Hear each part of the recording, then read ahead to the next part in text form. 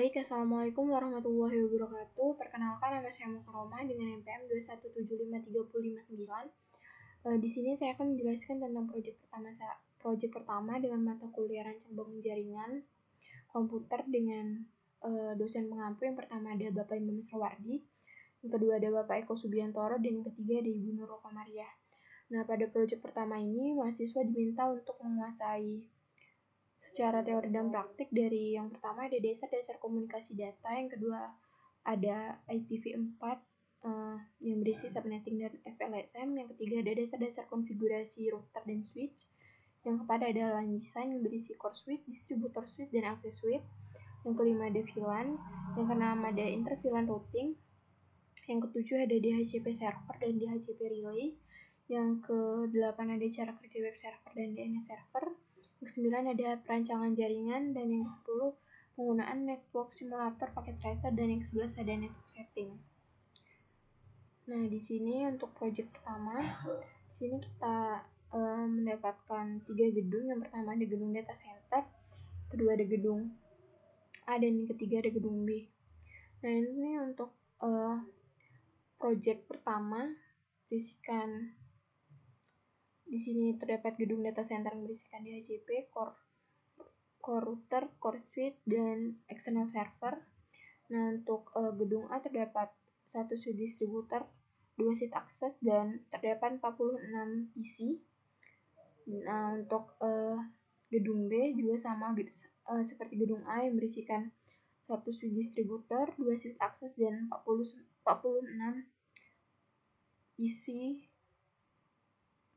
PC.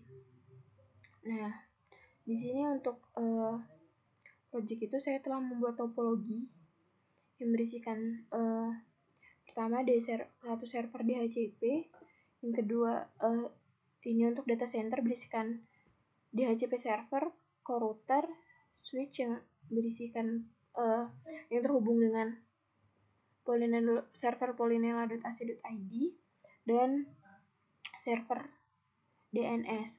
Nah, selanjutnya ada core switch yang digunakan untuk menghubungkan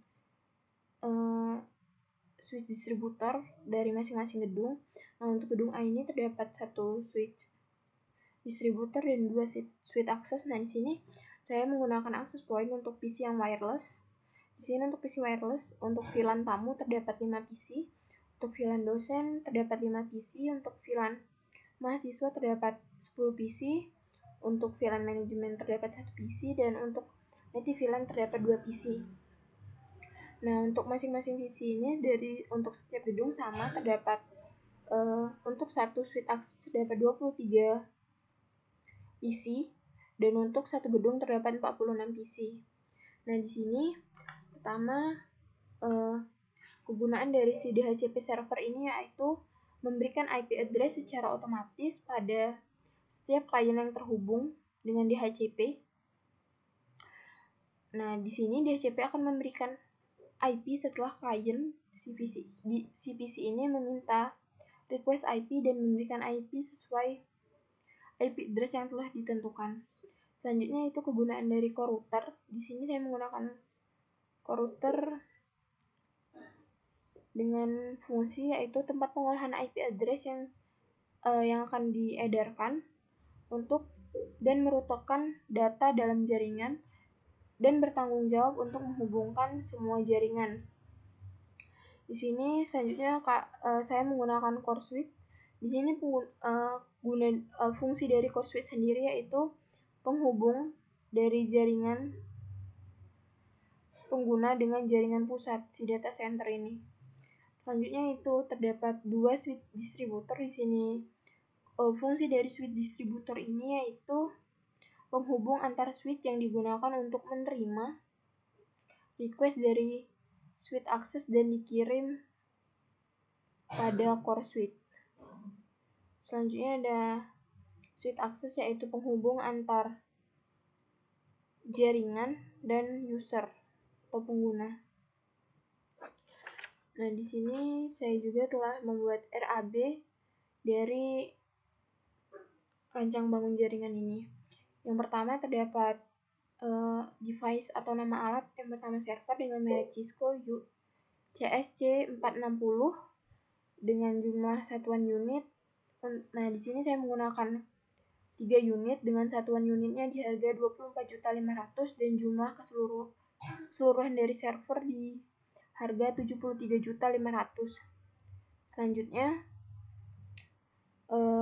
ada router. Di sini saya mengambil merek Cisco 2911 dengan jumlah unitnya itu 1 dengan satuan unit di harga 59.950.000 dan jumlah keseluruhan dari si router di harga 59.950.000. Selanjutnya di sini ada switch dengan merek Cisco 2960. Di sini saya menggunakan 8 unit dengan satuan unitnya di harga 13 juta dan untuk jumlah keseluruhan dari switch di harga 104 juta. Selanjutnya di sini ada PC. Di sini saya mengambil merek Lenovo V510Z. Di sini saya mengambil 92 unit untuk PC Lenovo ini dengan satuan unit di harga 8.500.000 dan jumlah keseluruhan dari PC ini di harga 782 juta. Selanjutnya di sini saya menggunakan access point untuk menghubungkan PC yang wireless. Di sini saya menggunakan merek Cisco 1142NA. Di sini saya membutuhkan 4 unit di harga 10.708.980 dan untuk jumlah keseluruhan dari access point di harga 42.835.920. Selanjutnya ada kabel UTP dengan merek Belden 5E. Di sini saya mengambil 3 box untuk kabel UTP dengan harga satuan boxnya di harga 2.794.000 dan untuk keseluruhan dari harga kabel UTP sendiri di harga 8.382.000. Selanjutnya di sini saya mengambil device RJ45 dengan merek NYK 5E. Nah, di sini saya mengambil sebanyak 2 box dan masing-masing box di harga 99.000 dan untuk keseluruhan boxnya di harga 198.000. Selanjutnya di sini ada kabel listrik merek Eternal NYM. Di sini saya mengambil 6 roll dengan satuan rollnya di harga 6.648.000 dan untuk keseluruhan jumlah dari si kabel listrik ini di harga 3.888.000. Selanjutnya di sini ada antivirus. Di sini saya mengambil merek Avast Unlimited. Di sini saya mengambil 5 unit dengan satuan unitnya di harga 580 dan keseluruhan dari antivirus ini di harga 2.900.000. Nah, di sini selanjutnya ada jasa pemasangan kabel, instalasi dan konfigurasi. Di sini saya mengambil satu paket dengan harga satu paketnya di harga 15 juta dan keseluruhan dari jasa pemasangan kabel ini di harga 15 juta. Selanjutnya total dari rancangan anggaran biaya di harga 1.653.920. Selanjutnya di sini ada tabel IP. Yang pertama di sini ada subnet name-nya. Nah, untuk mahasiswa ini diberi nama dengan VLAN 10 dengan net size-nya di 500, allocation size-nya 510. Address-nya di 172.16.0.0 dengan prefix-nya /23 dan subnet max-nya di 255.255.254.0. Nah, untuk rank dari si IP untuk mahasiswa di 172.16.0.1 sampai 172.16.1.254 dengan broadcast IP-nya di 172.16.1.255. Selanjutnya ada dosen, di mana dosen diberi nama dengan VLAN 20 dengan net size-nya di 300, allocate size-nya di 510, address-nya di 172.16.2.0 dengan prefix masih di /23, subnet max-nya di 255.255.255.4.0, dan untuk panjang IP-nya di 172.16.2.1 sampai 172.16.3.256, dengan broadcast-nya di 172.16.3.255. Nah, selanjutnya untuk tamu di sini, untuk tamu menggunakan name-nya VLAN 30 dengan net size-nya di 100, allocate size-nya di 126, address-nya 172.16.4.0 dengan prefix-nya size 25. Nah, untuk subnet max-nya di 255.255.255.128. Untuk rank dari si IP tamu ini ada di 172.16.4.1 sampai 172.16.4.126 dengan broadcast di 172.16.4.127. Nah, selanjutnya di sini ada native VLAN. Di sini saya menggunakan VLAN 50. Di sini saya menggunakan native VLAN 50, diberi nama VLAN 50 dengan net size-nya 50 dan allocate size-nya di 62. Address-nya di 172.16.4.128 dengan prefix-nya /26 dan subnet max-nya di 255.255.255.192. Nah, untuk rank dari si native VLAN ini dimulai dari 172.16.4.192 sampai 172.16.4.90 dan broadcast di 172.16.4.191. Selanjutnya ada server front atau server utama dengan net size-nya di 20, allocation-nya di 30 dan address-nya di 172.16.4.192 dengan prefix-nya di /27, subnet max-nya di 255.255.255.224 dan rank dari IPC server ini di 172.16.4.193 sampai 172.16.4.22 dengan broadcast 172.16.4.232. Selanjutnya ada manajemen yang diberi nama dengan VLAN 40 dengan net size-nya 20, allocation size-nya 30 dengan address-nya di 172.16.4.224 dengan max atau prefix-nya di /27 dan subnet max-nya di 255.255.255.255.4. Nah, untuk rank IP si manajemen ini dimulai dari 172.16.4.255 sampai 172.16.4.254 dengan broadcast di 172.16.4.25. Selanjutnya untuk external server dengan net size-nya 254, location size-nya 254 dengan address 10.10.10.0 dengan prefix atau max-nya di /24, subnet max-nya di 255.255.255.0. Assembly rank-nya di 10.10.10.1 sampai 10.10.10.254 dan broadcast-nya di 10.10.10.10.255. Nah, di sini untuk penggunaan topologi di sini penggunaan topologi tree, di mana topologi tree itu merupakan penggabungan dari topologi star dan topologi bus.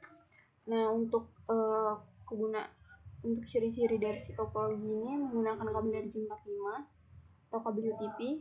Selanjutnya memiliki kabel utama atau backbone dan komunikasi data yang terkendali. Selanjutnya di sini terdapat addressing table. Pertama, di sini ada lokasinya di data center untuk perangkatnya di HCP server, router server polinela.ac.id, DNS server, dan core switch. Nah, untuk port interface-nya yang pertama ada pas Ethernet 1/0, keterangannya dari si DHCP ke router dengan IP 172.16.0.1 dengan net max-nya di 255.255.254 dengan CIDR-nya atau prefix-nya di /27 dengan IPDN-nya 10.10.10.1. Selanjutnya router di fast Ethernet 0/0 ke core switch nggak ada IP-nya, selanjutnya ke polynar.ac.id dengan fast Ethernet 0/1 dengan IP-nya di 10.10.10.2 di prefix /24. Selanjutnya ada DNS server di fast Ethernet 0/2 ke switch. Di sini ada 10.10.10.1. Selanjutnya ada 255.255/24. Dan di sini terdapat di gedung A, dia ada switch distributor 1. Nah, di sini untuk switch distributor 1 ada di fast Ethernet 0/2, selanjutnya switch akses di fast Ethernet 0/3 dari untuk menghubungkan switch ke distributor 1. Selanjutnya ada access point di fast Ethernet 0/1, penghubung antara terhubung dari switch akses ke access point. Selanjutnya ada PC 0. Di sini untuk PC 0 ini wireless dari access point. Nah, untuk PC 0 ini mendapatkan IP di 172.16.4.22 dengan subnet maxnya di 255.255.255.128 dengan prefix 125 dan default gateway-nya di 172.16.4.1 dan DNS IP DNS-nya di 10.10.10.1. Nah, untuk PC selanjutnya yaitu PC 5. Di sini untuk PC 5 ini terdapat pada VLAN dosen. Nah, untuk PC 5 ini berada di fast Ethernet 0/3 yang terhubung dari switch akses langsung ke PC 5.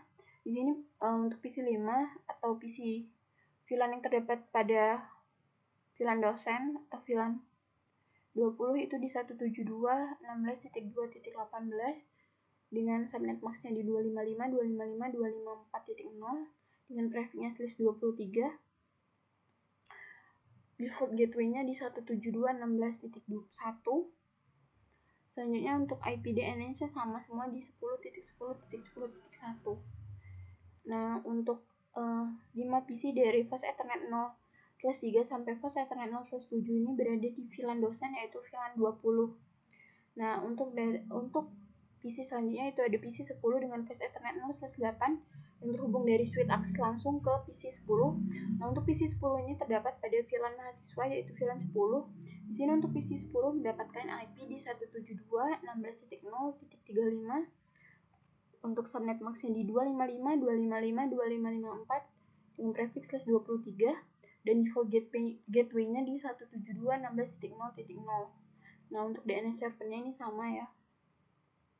Nah, untuk dari PC 10 sampai PC 19 ini kepemilikan dari si mahasiswa atau VLAN 10. Nah, dari fast Ethernet 8 sampai fast Ethernet 17. Dimana untuk fast Ethernet 17 ini mendapatkan IP di 172.16.0.44. Selanjutnya ada PC manajemen di fast Ethernet 0/18. Ini juga langsung terhubung ke switch akses.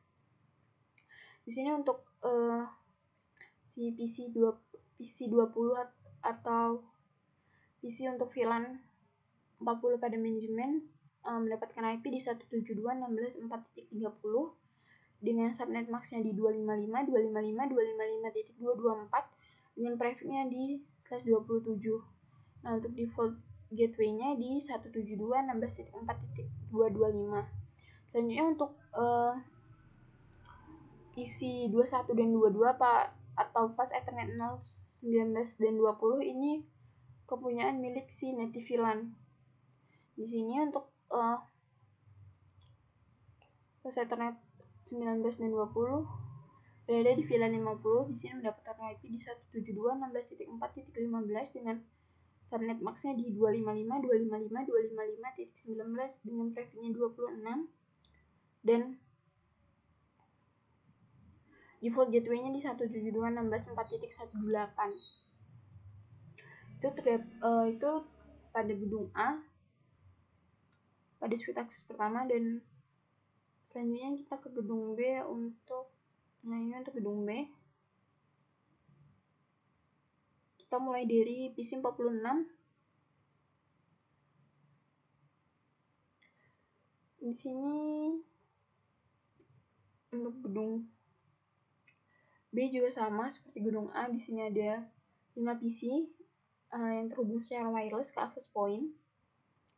Di sini untuk 5 PC ini terdapat pada VLAN 10 yaitu tamu. Di sini untuk contoh pertama di PC 46 di sini mendapatkan IP di 172.16.4.4 dengan subnet max-nya di 255.255.255.128/25. Nah, untuk default gateway-nya ini sama seperti VLAN tamu pada gedung A di 172.16.4.1. Selanjutnya kita masuk ke VLAN dosen di PC 51 sampai PC 55, dimulai dari fase Ethernet 0/3 sampai fase Ethernet 0/7. Nah, di sini untuk contoh pada PC dosen atau VLAN dosen di sini untuk fase Ethernet 0/3 di sini mendapatkan IP di 172.16.2.2.5 dengan subnet max-nya dari subnet max sampai default gateway-nya sama seperti VLAN dosen pada gedung A di mana untuk subnet max-nya di 255.255.255.4.0 dengan prefix 123 dan default gateway-nya di 172.16.2.1. Ini default gateway dan subnet max itu sampai di PC 55 di fase Ethernet 0/7. Selanjutnya contoh di PC mahasiswa dimulai dari PC 54 atau fase Ethernet 0/8.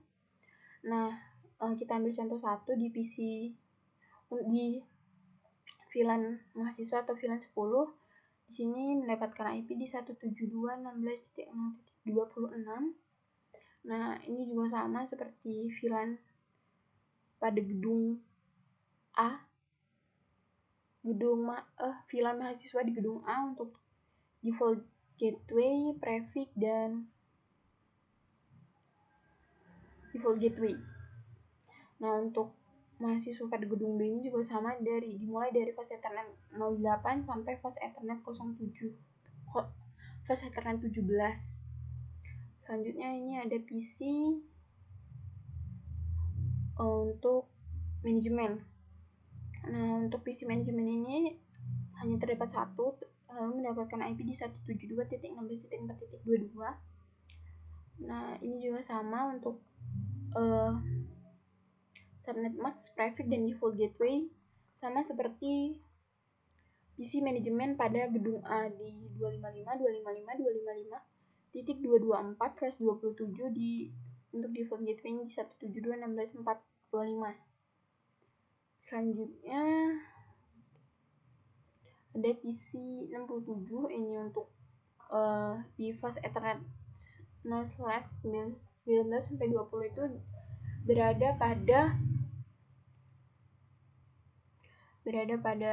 VLAN native VLAN. Nah, untuk IP yang didapat di 172.16.4.14 untuk subnet max, prefix, dan default gateway-nya juga sama. Nah, untuk si DNS server ini hampir sama semua. Ini juga pada tabel selanjutnya ini gedung B untuk suite akses yang kedua. Nah, untuk subnet max, prefix, dan default gateway sama seperti gedung B dan gedung A untuk masing-masing VLAN. Selanjutnya kita coba testing dari PC tamu ke PC mahasiswa di sini. Ini PC yang ini di 172.16.0.34. Untuk pengepingan dari VLAN tamu ke VLAN mahasiswa berhasil. Selanjutnya kita coba ping. Nah, selanjutnya kita akan mencoba testing dari PC dosen ke PC manajemen. Dari PC dosen gedung A, kita coba ping ke gedung B di PC manajemen. Kita ping di PC ini.